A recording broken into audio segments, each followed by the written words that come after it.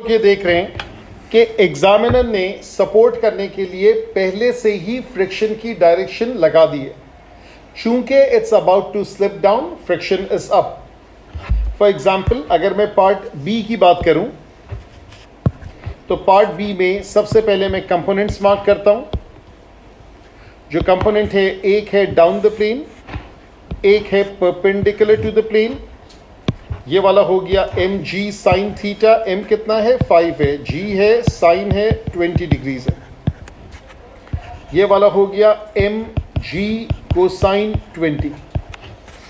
Are अपनी जगह पर है, एफ अपनी जगह पर है। सबसे पहले आर निकालेंगे। R is equals to 5g cosine 20। अब हम कैलकुलेटर इस्तेमाल नहीं करेंगे, सिर्फ उसकी वैल्यू लिख लेते हैं। और यहां पर म्यू की वैल्यू है 1/7। म्यू की वैल्यू है 1/7। एफ मैक्स जो है वो है 5/7g कोसाइन 20। मैंने मल्टीप्लाई कर दिया। अब क्या चाहिए? अब ये कह रहे हैं कि हमें x ढूंढना है, तो ये एफ मैक्स तो आ गया। अब आपको नजर आ रहा है x ऊपर की तरफ है, f ऊपर की तरफ है, 5g साइन 20 नीचे की तरफ है। ये जो लफ्ज लिखा हुआ है जस्ट प्रिवेंट्स, इसका मतलब है ये मूव नहीं कर रहा है, ये मूव करने के लिए तैयार है। It's at the verge of moving, तो इसको हम कहते हैं लिमिटिंग इक्विलिब्रियम। ऐसा इक्विलिब्रियम जिसमें फ्रिक्शन की इन्वॉल्वमेंट होती है उसको लिमिटिंग इक्विलिब्रियम कहते हैं। तो अब क्या होगा? अब आप ये कहेंगे x ऊपर है, f मैक्स ऊपर है, और क्या चीज नीचे है? 5g sine 20, x plus 5/7g cosine 20 is equals to 5g sine 20। यहां पे आपके कैलकुलेटर का इस्तेमाल होगा and you will find the value of x। सही है? अच्छा जी, ये इस क्वेश्चन में क्या है अब आप पढ़ें।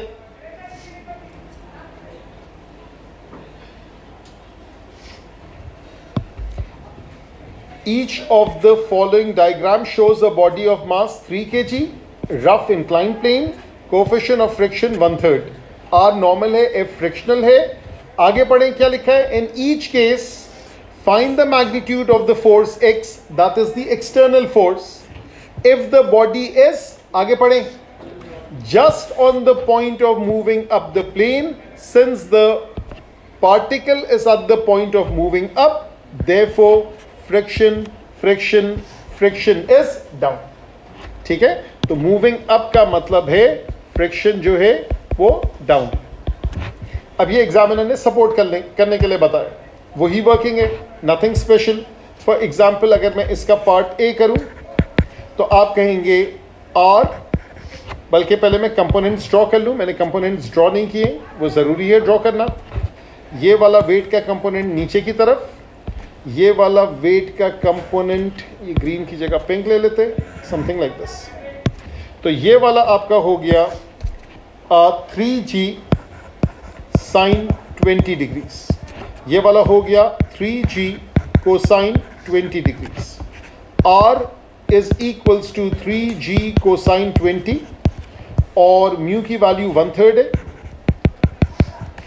f मैक्स की जो वैल्यू है वो है mu r, that's 1/3 into 3g cosine 20, that is g cosine 20। Simplify अभी मैंने यहां तक कर दिया। अब क्या हो रहा है? अब वेट कंपोनेंट भी नीचे है, फ्रिक्शन भी नीचे है, x ऊपर है। So x is equals to 3g sin 20 plus g cosine 20। Again calculator का इस्तेमाल होगा at this point, not prematurely. At this point calculator का इस्तेमाल होगा, you will find the value of x।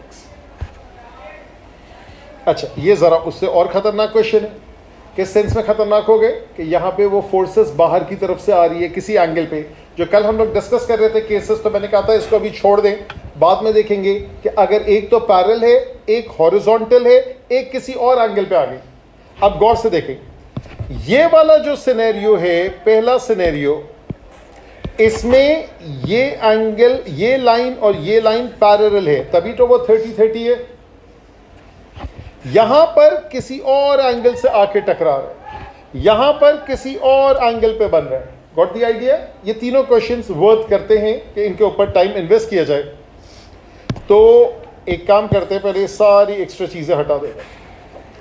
सबसे पहले तीनों के अंदर horizontal component of that force pink, horizontal pink, horizontal pink, ये तीन कंपोनेंट्स यूं बना दें। और वर्टिकल को मैंने ग्रीन कर दिया, ये हो गया ग्रीन, ये हो गया ग्रीन, ये हो गया green. Do you all agree with this? आगे क्या करूं? इस एंगल के हिसाब से इसके कंपोनेंट, एक्सटर्नल फोर्स के वेट कंपोनेंट नहीं कर रहा हूं, इस x और 30 डिग्री के लिहाज से ये हो गया x कोसाइन 30, ये हो गया x साइन 30। चूंकि original force towards the particle है, उसके कंपोनेंट्स भी टुवर्ड्स द पार्टिकल। दूसरे वाले पर आ जाए, this is x sine, sorry cosine होगा x कोसाइन 18 डिग्रीज, और ये वाला हो गया x साइन 18 डिग्रीज। तीसरे वाले में वो अवे जा रहा है, ये पहला वाला लाइक पहले दो parts was like a push, that was like a pull, तो ये वाला हो गया x कोसाइन 18 डिग्रीज, और ये ऊपर की तरफ हो गया x साइन 18 डिग्रीज। सो फार सो गुड।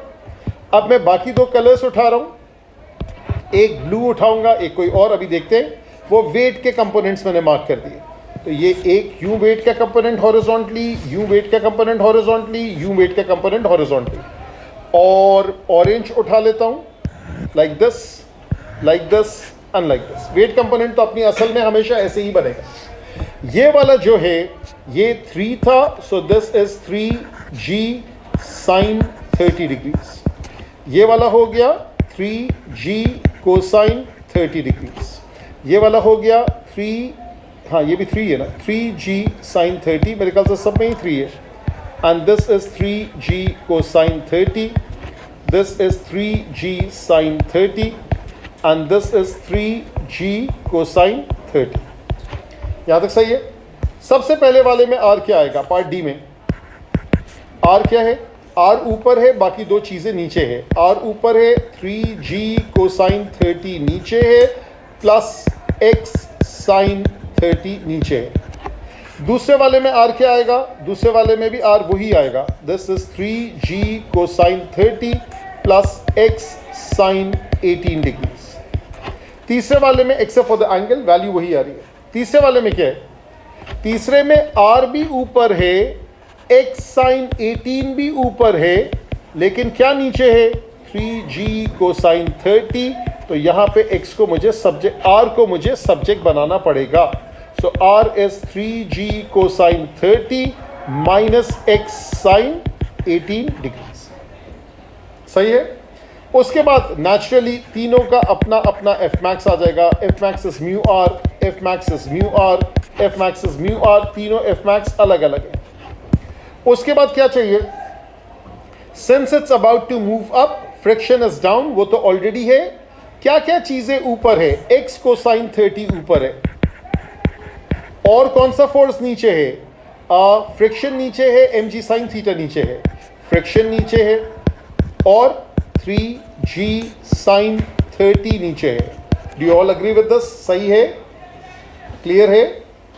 इस वाले के अंदर x कोसाइन 18 डिग्रीज ऊपर है, f मैक्स नीचे है, 3g साइन 30 नीचे है।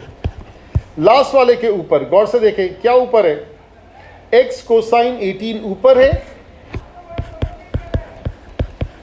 और f मैक्स नीचे है, और 3g साइन 30 नीचे है। देखिए अलोंग द प्लेन की तीनों इक्वेशन सेम ही बनी, सिवाय इसके कि एक में एंगल x के साथ 30 था, बाकी दो में 18 था। हाँ, फर्क किस में आया? फर्क सबसे आखिरी वाले में r की वैल्यू में आया। ठीक है, उसमें माइनस हुआ और बाकी दो में प्लस था। तो ये वाला फर्क ये देख ले, यहाँ r था perpendicular weight component plus the external force component, perpendicular weight component, external force component.